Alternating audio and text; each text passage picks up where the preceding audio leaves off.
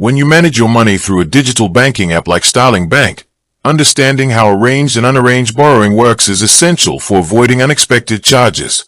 If you are wondering what interest rate Starling Bank charges on overdrafts, the structure is designed around 3 distinct tiers based on individual creditworthiness. Starling Bank offers arranged overdraft interest rates of 15%, 25%, or 35% equivalent annual rate, known as EAR, which is variable.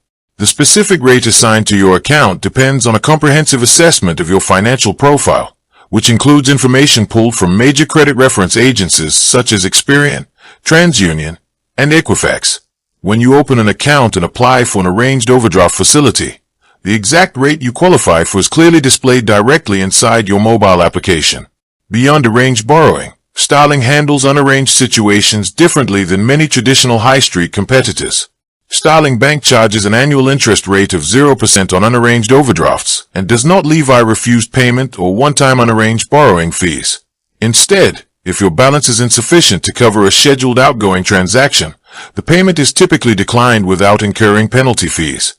To help minimize borrowing costs, Starling also takes account balances inside categorized spaces into consideration before calculating interest on an overdraft.